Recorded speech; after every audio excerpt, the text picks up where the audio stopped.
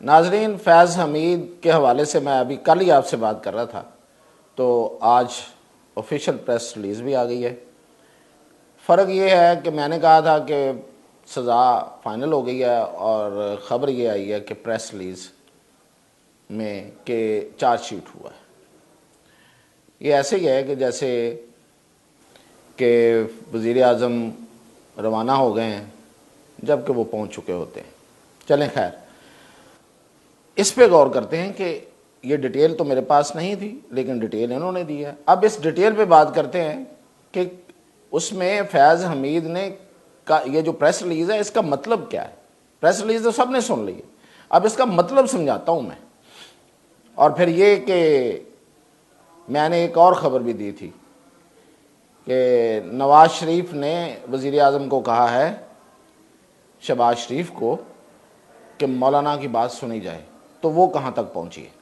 تو یہ دونوں پہ بات کرتے ہیں۔ سب سے پہلے تو اس پریس ریلیز کے کچھ نکات بول کے آپ کے سامنے ان کی تشریح کرتا ہوں۔ اس میں یہ کہا گیا ہے کہ فیض حمید پر جو چارج شیٹ لگی ہے، یعنی کہ جو چارج شیٹ لگ گئی ہے، فرد جرم جو عائد ہو گئی ہے، وہ ہے سیاسی سرگرمیوں میں ملوث ہونا،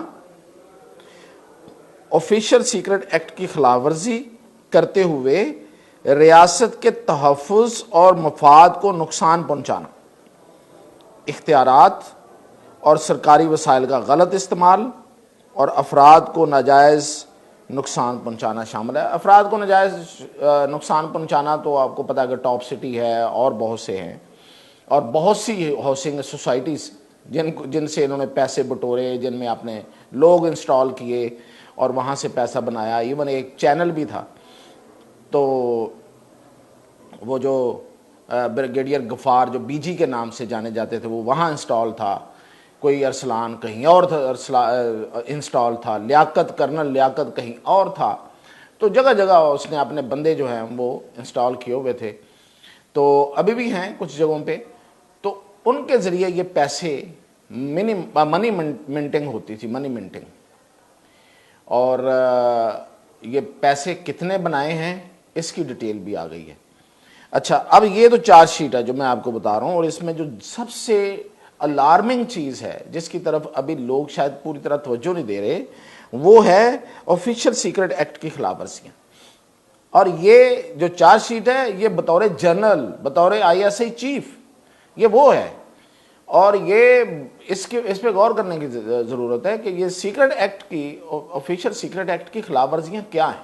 تو میں نے ہی آپ کو بہت پہلے جب اس کی گرفتاری ہوئی تھی فیض حمید کی، تو میں نے آپ کو یہ بتایا تھا کہ 3 فون اس کے زیر استعمال تھے جب یہ پکڑے گئے، اور ان 3 فونوں کی لوکیشن بڑی معنی خیز ہے۔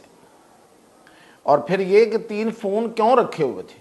ایک فون ان کے پاس تھا جب یہ GHQ میں ایک ان کو بلایا گیا، ایک کرسی میٹنگ کی گئی اور ان کو بھیج دیا گیا، اور جب یہ نکلے ہیں باہر تو ایک دستہ گیا اور اس نے جا کے ان کو پکڑا، فوج کا، ان کو گرفتار کیا، اور انہوں نے کہا کہ یو آر انڈر اریسٹ۔ تو یہ حیران پریشان رہ گئے۔ ایک فون اس وقت ان کے پاس تھا اور وہ ظاہر ہے ان کے زیر استعمال تھا، اور دوسرا فون ان کا جو ملا ہے وہ اس وقت جو ملا تھا وہ تھا ڈپلومیٹک انکلیو۔ اب ڈپلومیٹک انکلیو کیا ہے؟ یہ وہ ایریا ہے اسلام آباد کا جہاں پہ تمام ملکوں کی ایمبیسیز ہیں، American embassy, UK embassy, France embassy, تمام ملکوں کی ایمبیسیز ہیں یہاں پہ۔ یہ وہاں پہ ایک دوسرا فون تھا ان کا، اور وہ فون جو ہے وہ استعمال ہوتا تھا، اس کے ذریعے یہ پتہ نہیں کیا کیا کرتے رہے، وہ آگے تھوڑی ڈیٹیل بتاتا ہوں۔ اور تیسرا فون جو تھا وہ تھا ان کا چکوال میں، ان کا اپنا جہاں پہ گھر ہے وہاں پہ ان کا تیسرا فون تھا۔ اب یہ 3 فون علیحدہ علیحدہ رکھنے کا مقصد بڑی سادہ سی بات ہے، چونکہ انٹیلیجنس کا بندہ ہے، سمجھدار ہے، اس کو پتہ ہے کہ کیسے گچا دینا ہے، کیسے بچنا ہے اپنی جو فون کالز ہیں ان کو ریکارڈنگ سے، تاکہ ٹریس نہ ہو سکوں کہ کہاں پہ ہے اور کیا بات کر رہے ہیں اور کس سے کیا بات ہوئی ہے۔ تو علیحدہ علیحدہ باتیں علیحدہ علیحدہ بندوں کے ساتھ ہو رہی تھی۔ آپ کو یاد ہے 3 ہی فون جو ہیں وہ جو ڈپٹی سپرنٹینڈنٹ جیل اکرم ہے اس سے پکڑے گئے تھے، اور اس میں ایک سیٹلائٹ فون بھی تھا۔ اور وہ کہاں رابطے ہوتے ہیں؟ سیٹلائٹ فون سے اور واٹس ایپ سے. تو وہ جیل سے پکڑا گیا تھا, اڈیالہ جیل سے. دیکھیں چیزیں بڑی ریزیمبل کریں گی آپ کو, میں ابھی بتاتا چلا جاتا ہوں. اچھا, اب یہ ڈپلومیٹک انکلیو میں ایک فون جو ہے اس کا مقصد کیا ہے؟ وہ جو پکڑا اس سے نکلا ہے پھر بہت کچھ. یہ جو آفیشیل سیکرٹ ایکٹ کی خلاف ورزی ہے اس سے نکلی ہے. انہوں نے ڈپلومیٹس کو اور غیر ملکی لوگوں کو, وہاں پہ صرف ڈپلومیٹس تو نہیں ہوتے نا, آپ کو پتا سفارت خانوں میں تو ایجنسیز کے لوگ ہوتے ہیں, ان کی اپنی ایجنسیز کے انڈر کور لوگ ہوتے ہیں.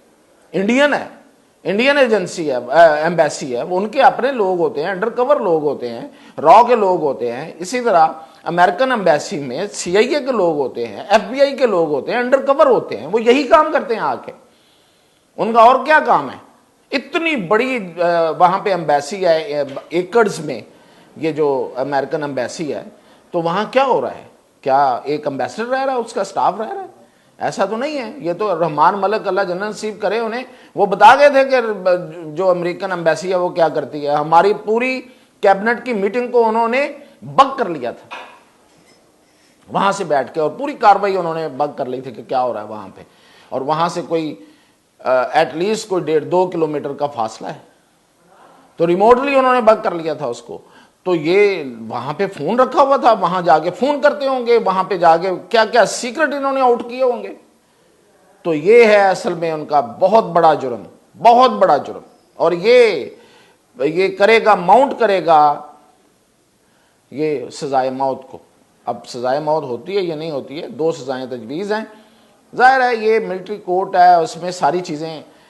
اچھا, ایک بات اور اس میں جو سب سے بڑی میں آپ کو بتا دوں, آگے چلتا ہوں, کہ جو فیض حمید ہیں وہ طوطے کی طرح بولے ہیں, فر بولے ہیں, سب کچھ بول گئے. اور بولنا بھی تھا اس لیے کہ یہ جو تینوں فون تھے, یہ تو صرف 3 فون ہے نا, ڈیوائسز ہیں نا, ان سے جو ملنے والا ڈیٹا ہے نا وہ ان کے سامنے رکھا گیا.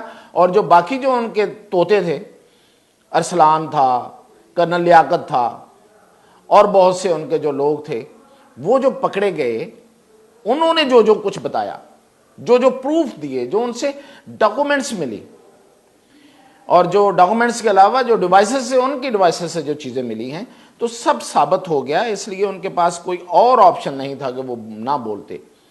اور تفتیش, ظاہر ہے کہ وہ فوج کی تفتیش تھی تو بہت سخت ہوتی ہے, بے شک آگے فوجی ہی کیوں نہ ہو. تو انہوں نے سب بولا ہے, اس لیے وہ گواہ بھی ہیں, وہ ایک سائیڈ پہ ملزم ہیں جن کو سزا جو ہو جانی ہے. ظاہر ہے اب جو سمجھ آ رہی ہے کہ سزا ہونے والی ہے, اور آرمی چیف نے سائن کرنے ہیں اور سزا ہو جانی ہے. 2 سزائیں جو ہیں وہ تجویز ہیں, ایک سزائے موت ہے اور عمر قید ہے. لیکن وہ دوسری طرف وہ گواہ بھی ہیں, اور وہ گواہ کس کے خلاف ہیں؟ وہ اس میں لکھا ہوا ہے. وہ انہوں نے لکھا ہے کہ انہوں نے سیاسی, ان کے جو عزائم تھے, مذموم, آرمی کہہ رہی ہے, مذموم کا مطلب ہوتا ہے جن کی مذمت کی جائے, ایسے سیاسی عناصر کی اماں پر انہوں نے, ملی بھگت پر انہوں نے جو تشدد کے واقعات, پرتشدد واقعات جو ہوئے ہیں, ان کے پیچھے بھی یہ تھے. اور 9 مئی کے واقعات جو ہیں وہ بھی وہ کہتے ہیں کہ ان کے پیچھے بھی یہ تھے. اس کی تفتیش چل رہی ہے, تفتیش ہو چکی ہے بہرحال. اور اس کے علاوہ انتشار اور بدامنی, یہ چارج شیٹ ہو چکا ہے. 9 مئی کی پریس ریلیز ہے نا, اس کے مطابق یہ ہے کہ وہ ہو رہی ہے.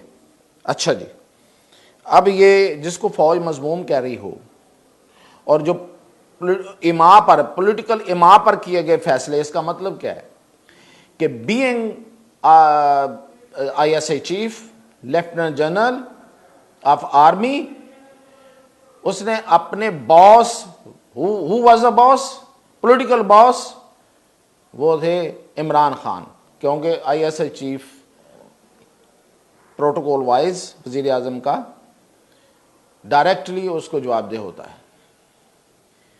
تو اپنے پولیٹیکل باس اس وقت کے وزیر اعظم عمران خان کی ایما پہ یہ سب کچھ کیا. آپ کو یاد ہوگا کہ آئی ایس پی آر کے ڈی جی سے ایک سوال ہوا تھا ایک پریس کانفرنس میں کہ کیا عمران خان پر ملٹری ٹرائل ہو سکتا ہے, تو انہوں نے بڑا ہی سادگی سے ایک جملہ کہہ گئے تھے کہ اگر کوئی شخص, کوئی فوجی افسر کسی سیاسی ایما پر کوئی فیصلہ کرتا ہے تو پھر وہ اس کے دائرہ اختیار میں آتا ہے، ملٹری ٹرائل کے دائرہ اختیار میں آتا ہے۔ ابھی خیر فیصلہ کیس بھی لگا ہوا ہے سپریم کورٹ میں، اس کا فیصلہ بھی آ جائے گا، تو اس کے بعد میرا نہیں خیال کہ عمران خان کے ملٹری ٹرائل میں کوئی رکاوٹ رہے گی۔ وہ اگلی بات میں آپ کو پہلے بھی بتا چکا ہوں، پھر آگے جا کے کہیں بتاؤں گا کہ وہ کیا ہوگا پھر۔ اچھا، اب یہ سیاسی قوتوں کے ساتھ مل کر سازشیں کون سی تھی؟ جب جنرل عاصم منیر کو آرمی چیف بنایا جا رہا تھا، اور اس جنرل عاصم منیر کے آرمی چیف بننے پہ یہ لانگ مارچ شروع ہوا تھا نا، یہ جو لاہور سے لانگ مارچ چلا تھا، یہ کیوں چلا تھا؟ یہ ایک اپوائنٹمنٹ پہ تھا۔ ملک کی تاریخ میں پہلی دفعہ کوئی سیاسی لیڈر جو ہے وہ کسی اپوائنٹمنٹ پہ لانگ مارچ شروع کر دیتا۔ یہ تو ایک سیاسی شعور اور سیاست کا یہ مطلب، یہ سیاستدان ہوتا ہے کہ وہ ایک اپوائنٹمنٹ پہ اٹھ کے تو پوری اپنی سیاسی تحریک شروع کر دے۔ کہیں نہیں آپ کو نظر آئے گا ملک کی تاریخ کیا، پوری دنیا میں آپ دیکھ لیں کہ کسی اپوائنٹمنٹ پہ آ کے تو اتنا اپنی سیاست کو داؤ پہ نہیں لگایا جاتا، اور داؤ پہ لگی ہے، یہ ثابت ہو جائے گا نا، ابھی تو ثابت ہو رہا ہے، بہت کچھ ثابت ہو رہا ہے، ابھی ثابت ہو جائے گا۔ اسی لیے تو ہم کہتے ہیں کہ وہ بندہ سیاستدان نہیں ہے، تو وہ سیاستدانوں سے بات کیوں کرے گا؟ اس لیے ابھی تک کہہ رہا ہے کہ میں ادھر ہی بات کرنی ہے۔ لیکن اب یہ دیکھیں، غور کریں، جو اینٹی ٹیررسٹ کوڈ لاہور ہے، اس نے جب ضمانتیں آئی ہیں، یہ اس ہفتے سے پچھلے ہفتے کی بات ہے، ضمانتوں کا کیس آیا، اس نے ریجیکٹ کی ہیں، اور اس میں عدالت کا جو تفصیلی فیصلہ اس میں لکھا ہوا ہے کہ Imran Khan is directly involved. یہ جو 9 مئی کی جتنی پلاننگ ہے، اور اس میں تفصیلی فیصلے میں لکھا ہے کہ یہ زمان پارک میں یہ ساری پلاننگ ہوئی تھی، تو وہ ایک لحاظ سے ایک ورڈکٹ موجود ہے۔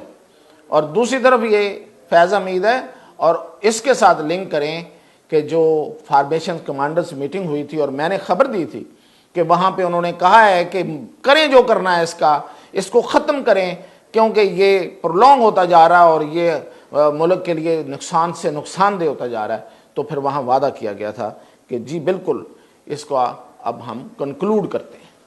تو یہ اب کنکلوژن کی طرف جا رہا ہے، اور 9 مئی کا گواہ فیض حمید ہے اگینسٹ عمران خان۔ کوئی اور شک، کوئی اور بات؟ یہی ہے، سیدھی سی بات۔ اور آخر میں بتاؤں کہ جو میں نے کل خبر دی تھی کہ نواز شریف نے کہا ہے، تو وہ مسودہ ان کے کہنے پہ، نواز شریف کے کہنے پہ وزیر اعظم نے اب ایک ترمیمی مسودہ مولانا فضل الرحمان کو بھجوا دیا ہے، اور وہ اس پہ غور کر رہے ہیں، ابتدائی طور پہ اس کو ریجیکٹ کریں گے، اور پھر ایک اس میں چینج آئے گی، اور پھر وہ اس کو ایکسیپٹ کر لیا جائے گا، اور وہ پاس ہوگا، اور نواز شریف کی جو بات ہے وہ پریویل کرے گی، اور نواز شریف کی سیاست ہی اصل میں اب چلے گی۔ اب وہ اور کیسے چلے گی، اس کی تفصیلات اب میں آگے کسی دن بتاؤں گا کہ وہ کیا کیا ہوگا، کیونکہ سیاست نہیں چلنا ہے، سیاست کے بغیر یہ ملک نہیں چل سکتا، تو سیاست پر کچھ سیاستدان ہی کرے گا نا۔ تو اجازت دیجیے، انشاءاللہ باقی اپڈیٹ کل۔ YouTube پر گوگلی نیوز دیکھنے کے لیے youtube.com کی سرچ بار میں googly news T V type کریں۔ گوگلی نیوز کے پیج پر سرخ رنگ کے سبسکرپشن والے بٹن پر کلک کرنا نہ بھولیے۔ YouTube پیج پر اپلوڈ ہونے والی ویڈیوز سے باخبر رہنے کے لیے بیل آئیکن پر کلک کیجیے۔ آپ کو ہر نئی ویڈیو کے بارے میں نوٹیفیکیشن موصول ہو جائے گا۔